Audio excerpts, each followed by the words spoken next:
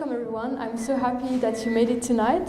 So happy to see some faces. I don't see you that well, but that's fine. So maybe for a little introduction, I'm Luki Natil. I'm leading with Katalin and Edda and Sarah the Youth for Switzerland project. We work at Collaboratio Helvetica. It's an NGO that is here since 5 years trying to change Switzerland for making it more inclusive and a better Switzerland for everyone aligned with the SDGs for the United Nations. And we work with system change tools and different kind of methods. And we've been doing a lot of projects the last few years. And one of these projects is Youth for Switzerland. And basically, we try to open spaces for young people to talk about different topics that they are interested in, and just find new connections and collaboration to be active and do what we feel is right for our generation, for us, but also to collaborate with other generations. So tonight we're going to dig into the topic of water and glaciers. And as a first little insight to dig into the topic, I will invite Sarah on stage with me. We will just introduce you a little video that we've been designing together.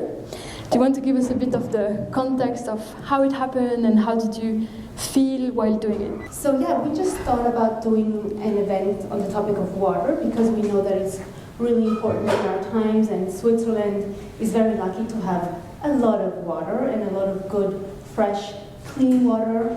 So yeah, we went to Ticino, to Locarno, and it was a beautiful sunny day. We just walked around the lake, and we thought about how do we get people to talk about water in a way that, isn't weird. So we thought about a question that is a little bit, not controversial, but that triggered interesting conversations, and we asked the question of, is water sacred?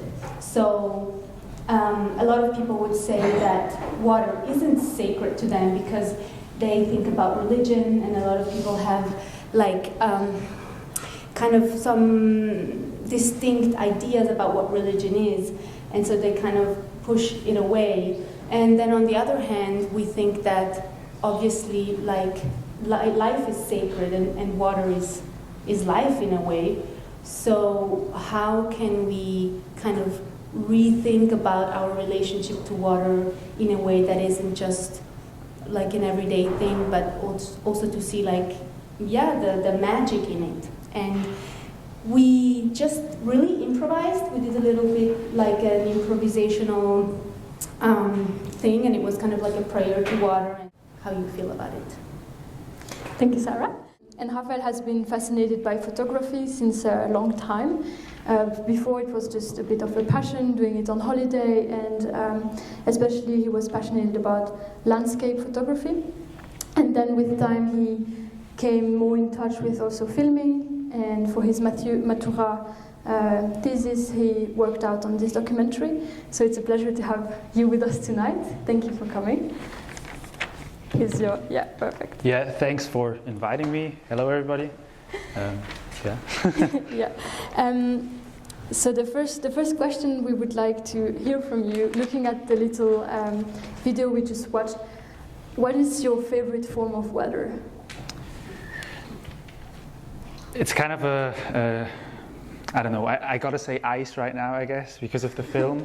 But it's kind of hard to decide, because I think any sort of form of water is really special to me, because either it's really calming or it's really aggressive. And as you said in the film, water is such a key part to life that you really have to appreciate it, but I think we just don't appreciate it enough. And I hope maybe the film will change that view. So a bit more than about the film, you explore one specific form of water. Can you tell us a bit more? How did you come in touch with this whole glacier topic, and what was your intention while... that is one question, it's enough already. How did you come up with this idea, and what motivated you to create this movie?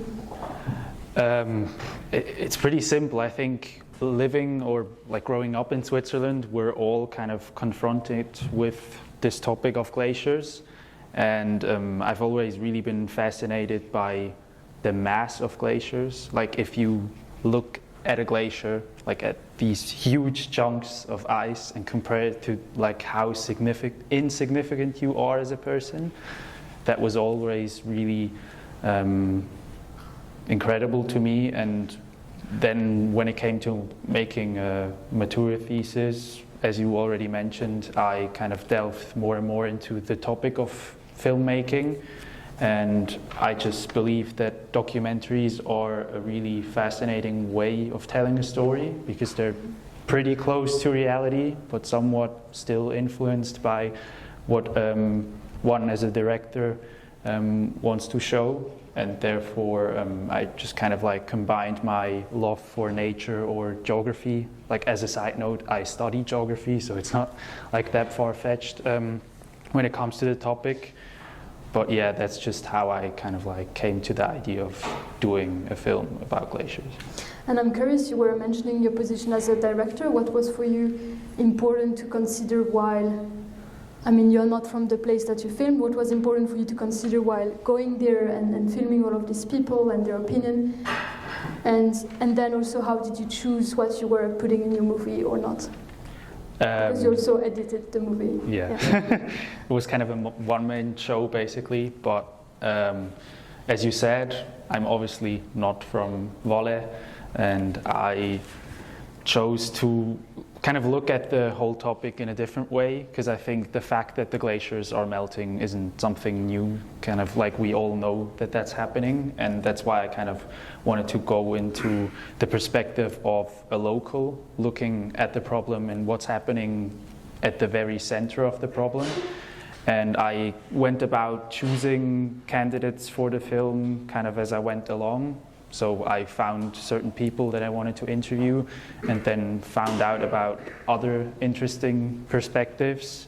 And to me it was always important to show all different kinds of opinions. So you might not agree with every single opinion in the movie, but it was important to me, as I think it's really key to like have an informed discussion, to actually hear out everyone, even though you might not agree with some of them. And that's also how I went about making this movie, just like letting everybody speak and then kind of making my mind up as I go along.